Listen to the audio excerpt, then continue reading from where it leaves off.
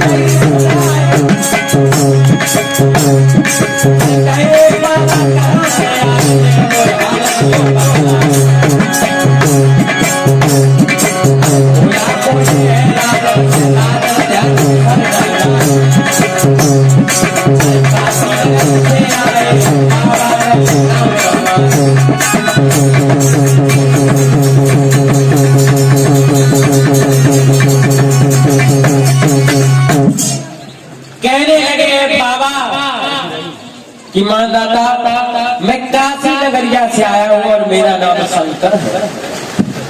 मैंने बड़ा नाम सुना है तेरा, इसलिए मैं तेरे आंगन में आया हूँ। कहने लगे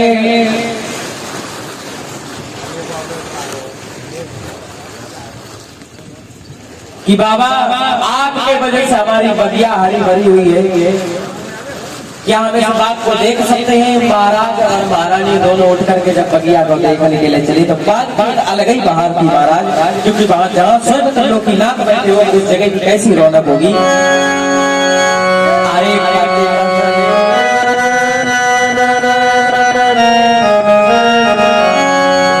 पति पत्नी दो चले गए, कोई बाग किसी लगा मेरे भैया।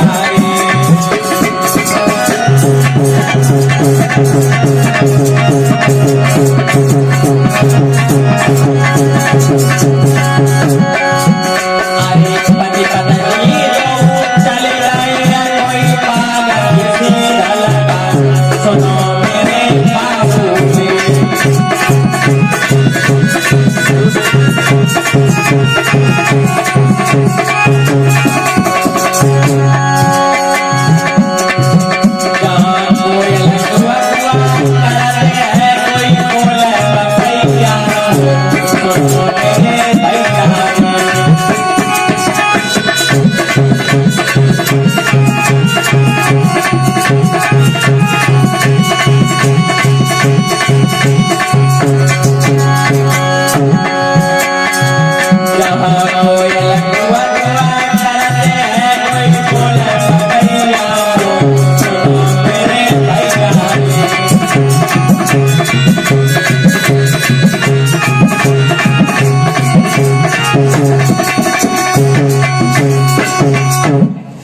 बगिया को इस समय देखा, दोनों का मन एकदम गदगद से हो गया। और बगिया को देख करके बाबा के पास आए और बाबा से कहने लगे, बाबा एक बात बताओ, आप वृद्ध हो और आपके तन से कोढ़ आ रहा है, लेकिन ये कन्या कौन है जो 16 वर्ष की आयु जैसी मालूम पड़ती है, इतनी सुंदर कन्या आपके साथ? तो भोलेनाथ कहने लगे, राजा मैं ऐसा नहीं था, मुझे ये रोग हो गया है, इसे कुष्ठ रोग कहते हैं। इसमें मेरी त्वचा से मवाद आने लगा है राजन, इसका इलाज केवल तुम्हारे पास है। तो राजन कहने लगे कि चलो महाराज, अगर हमारे पास है तो आप हमारी महलों को चलो, जिस समय आप महलों को चलोगे तो हम आपका उपचार वहां करा देंगे। बोले राजा,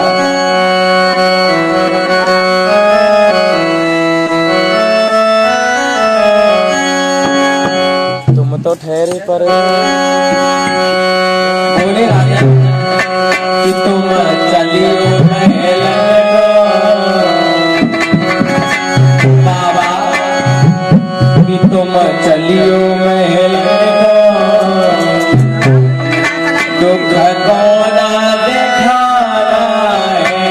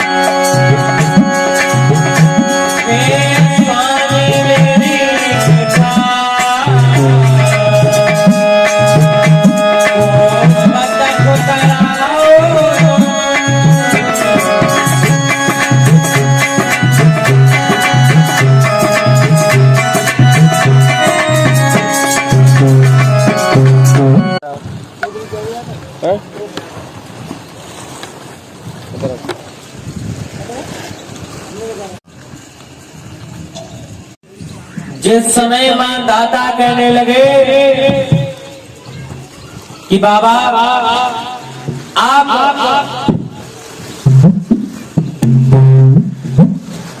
बिल्कुल भी चिंता ना करें, अगर बात मेरी है तो मैं आपका इलाज अवश्य कराऊंगा।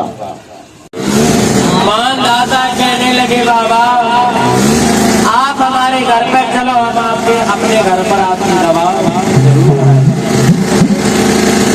भगवान शंकर कहने लगे राजन क्या तुम हमें भिखारी समझ रहे हो जो हम तुम्हारी आगे दिखाएंगे? अगर हमें इलाज कराना है हमारा तो यही करा दो।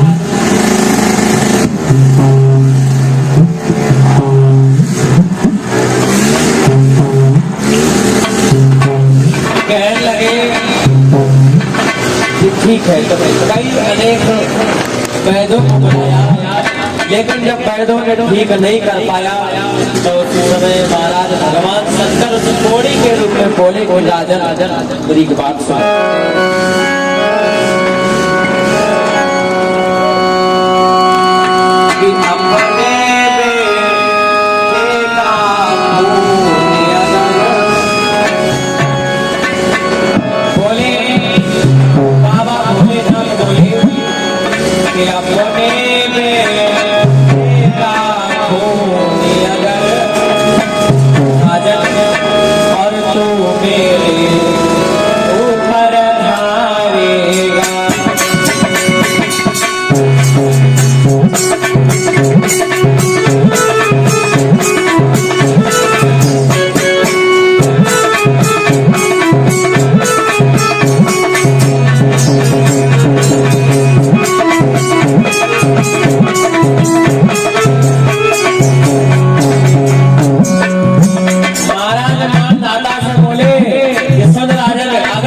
अपने बेटे का खून मेरे ऊपर डालेगा तो मेरा ये खून ठीक हो जाएगा। और बोले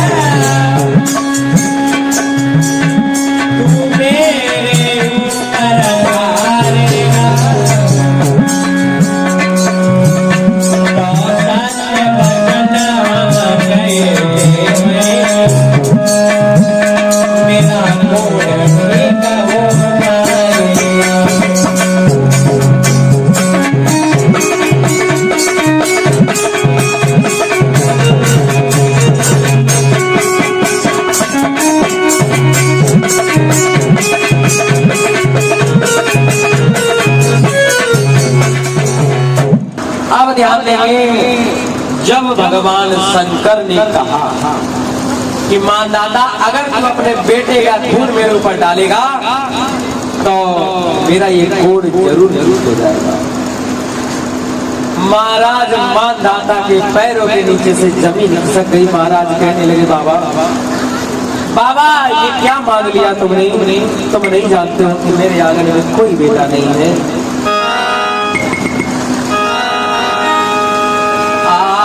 सुनी बाबा की बात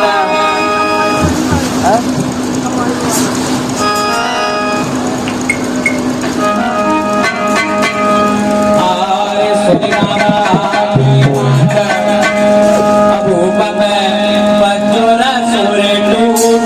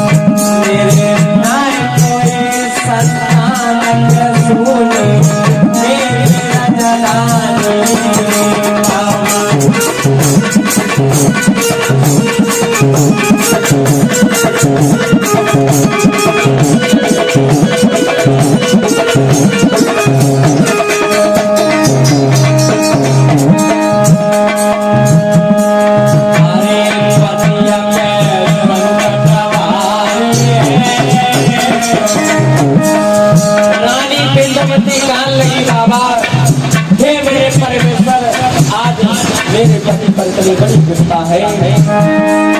अरे पतिया पे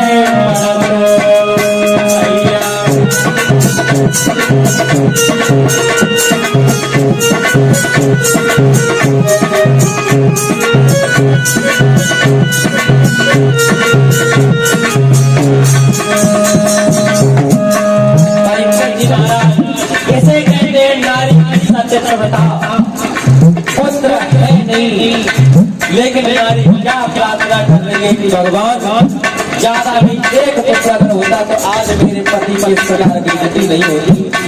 वचन दिया है मेरे पति ने कि बाबा को ठीक कराएंगे, लेकिन अब मेरे यहाँ कोई पुत्र ही नहीं है, दूध कहाँ से लाऊं?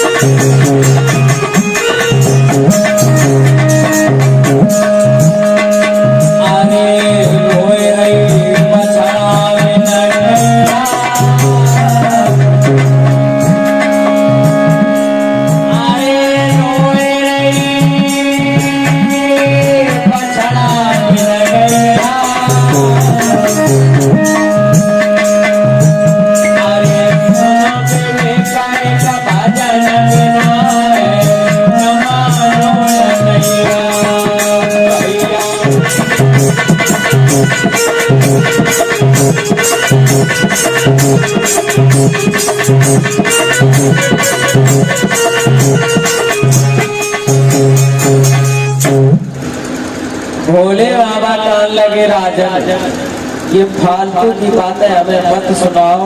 बेटे का खून अगर देना हो तो दो, ना तो हमसे कहो हम जैसे काशी से अयोध्या चले आए वैसे अयोध्या से आगे बढ़ जाए।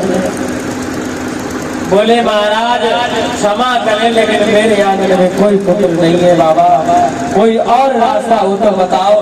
बाबा कान लगे झूठ बोल रहे हो तुम क्योंकि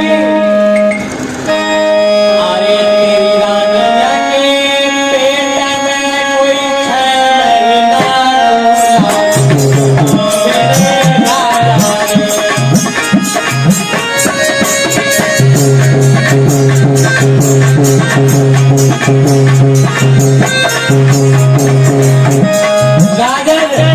नहीं देगा तो मना कर दे, लेकिन झूठ मत बोल क्योंकि मैं जानता हूँ क्या।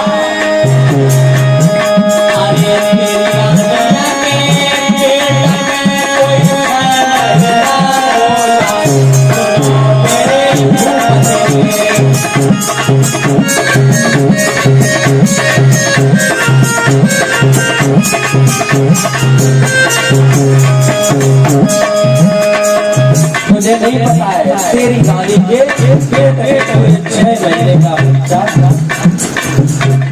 लेकिन ये बात हम दोनों में से किसी को नहीं पता है। और अगर तू मेरा इलाज करना चाहता है तो एक ही रास्ता क्या है, आगे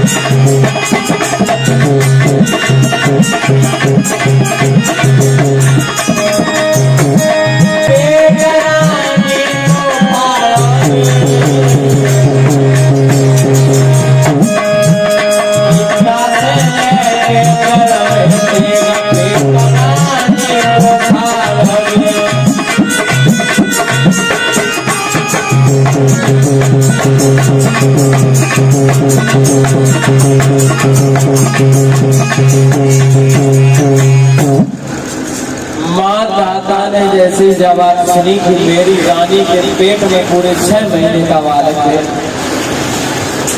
अब महाराज मानदाता के सामने बहुत लंबी समस्या आ गई और मानदाता रोए के कहने लगे, बाबा बाबा ने तरस तो कहो बाबा, क्योंकि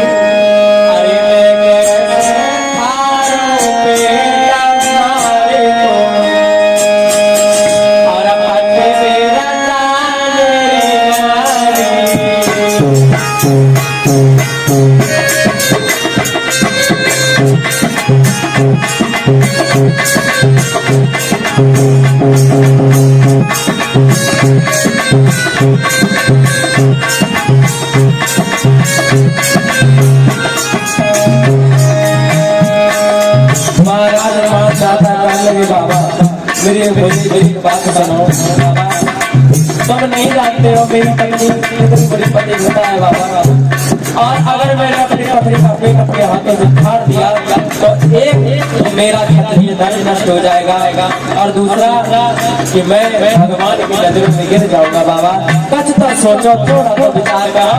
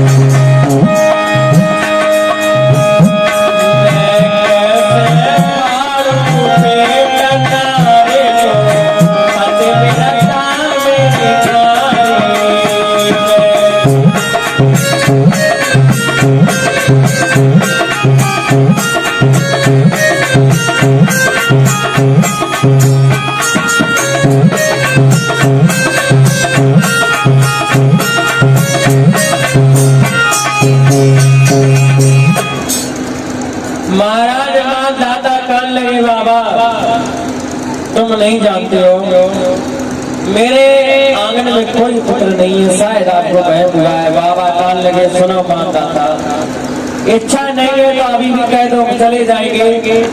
तो मां दाता ने क्या किया है महाराज, बड़े ही शर्मिंदा होकर के अपने हाथों में कटारी को उठाया। इधर पार्वती कान लगी भोला, मैंने धर्म के खम्भ देख ले बाबा, मान जाओ बाबा। लेकिन बाबा कहते अब है पार्वती, देखे तो धर्म के खम्भ संभाल के देखो क्या होता है धर्म।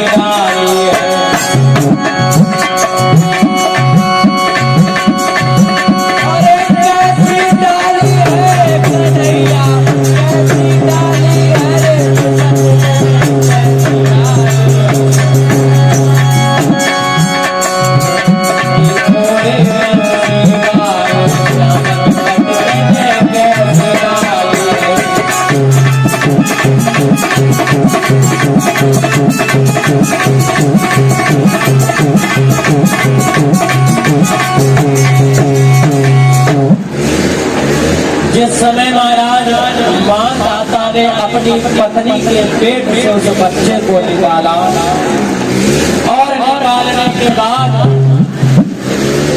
भोलेनाथ के सामने रख दिया, पार्वती चीख पड़ी, भोला ये क्या हो गया? भोला तुमने आज एक सत्यधारी के पुत्र को बर्बाद किया।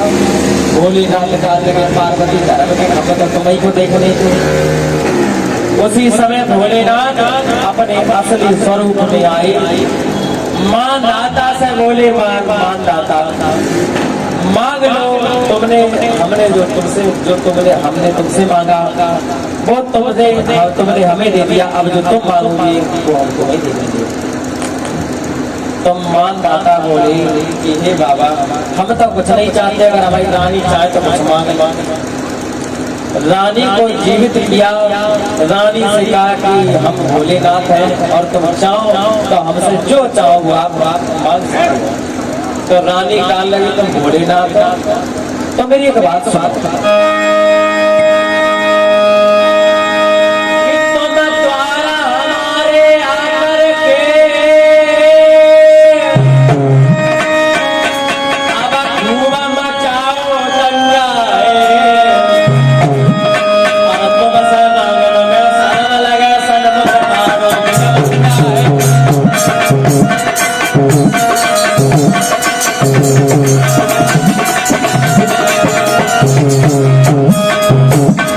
तो भोले बाबा हो चाहे विष्णु हो चाहे ब्रह्मा हो, लेकिन हमारे द्वारा पे तो भिखमंगे ही बन के आए हो, क्या मांगे? अरे तुम खुद हमसे मांगने को आए हो, तुमसे क्या मांगे?